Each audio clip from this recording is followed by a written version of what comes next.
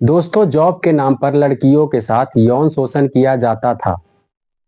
नमस्कार दोस्तों, मेरा नाम गुड्डू है और आइए हम जानते हैं कि यह घटना किस तरह से घटित होता है। अगर अभी तक आपने इस चैनल को सब्सक्राइब नहीं किए हैं तो पहले चैनल को सब्सक्राइब और वीडियो को लाइक कर दीजिए, जिससे कि मेरा हौसला बढ़ा रहे। तो दोस्तों, यह घटना मुजफ्फरपुर का है। यहाँ पर जॉब के नाम पर लोगों से गलत काम करवाया जाता था और लड़कियों के साथ यौन शोषण भी किया जाता था। लड़कों के साथ मारपीट और लड़कियों के साथ भी मारपीट किया जाता था। यहाँ पर फर्जी कंपनी बनाकर कुछ नियम बना दिया जाता है और यह नियम होता है कि लोगों को जोड़ना और उससे पैसा मांगना। पैसा का भी कुछ नियम होता है, जैसे कि कुछ लोग से 20,000 तो कुछ लोग से 10,000 लेने का प्रावधान होता है। इसी नियम को पालन किया जाता था।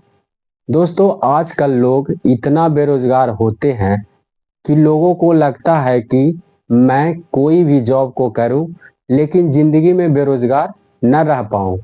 यह सब सोचकर लोग पैसा देकर भी जॉब को करने के लिए तैयार हो जाते हैं। यह कंपनी लोगों को झांसा देकर अपनी कंपनी में ज्वाइन कर लेता है और लोगों को कुछ दिन किसी भी तरह के बुक को पढ़ाने का काम करता है और पढ़ाई के दौरान बोलता है कि अगर आपके पास में और भी लोग हैं तो आप बुला सकते हैं, क्योंकि इस कंपनी में कुछ वैकेंसी आया है। तो लोग ये सब बात को सुनता था तो लगता था कि कुछ दोस्तों और परिवारों को बुला लेते हैं। इसी दौरान लोग एक दूसरे से बात करते थे और उसमें से एक सीनियर होता था। वह अपनी कहानी सुनाने लगता था कि देखो, मैं इस कंपनी में 2 साल पहले ज्वाइन किए थे। आज देखो हम अच्छे पोस्ट पर हैं और मेरी अच्छी सैलरी है। और जब मैं इस कंपनी में ज्वाइन किया था तो मुझको यकीन नहीं होता था, लेकिन जब मेरा 3 महीने का सैलरी आया तो मैं प्रसन्न हो गया। तो मैं सोचा कि अपने भाई को भी इस कंपनी में ज्वाइन करवा देते हैं। उस टाइम हमको ज्वाइन करवाने में करीब 20,000 लगा था। उस टाइम मैं सोचता था कि मैं कमाऊंगा और मेरा भाई भी कमाएगा तो मेरा घर का तरक्की अच्छी तरह से हो जाएगा। और आज देखो मेरे पास सब कुछ है। तो अगर आप लोग चाहते हैं कि किसी का भी जिंदगी बन जाए तो यह आपके हाथों में है। इस क्लास में लड़का और लड़की दोनों एक साथ में बैठा होता है। तो लड़का और लड़की अपने परिवार और अपने दोस्तों को याद करने में लगा रहता है। कुछ समय बाद नए लोगों के पास में एक एक सीनियर को लगा दिया जाता था और फिर सीनियर अपना कहानी सुनाकर लोगों को बुलाने के लिए कहा करता था। तो कुछ लोग राजी हो जाते थे और कुछ लोगों को लगता था कि कुछ दिन देख लेते हैं, जब मेरी सैलरी आ जाएगा तो मैं अपने दोस्तों को बुला लूँगा। अब सीनियर प्रतिदिन क्लास में बुलाता था और फिर बोलता था कि अगर आप लोग के पास में कोई व्यक्ति है तो आप बुला लीजिए।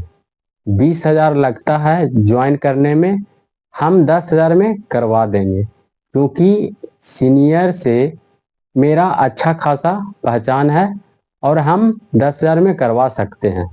आप जिनको बुलाएंगे उनसे आप 20,000 रुपया ले लेना, हम यहाँ 10,000 में करवा देंगे और आपके पास में 10,000 का बचत हो जाएगा। अब लोगों को लगने लगता है कि यह बात सही है और इसमें मेरा 10,000 का फायदा भी हो जाएगा।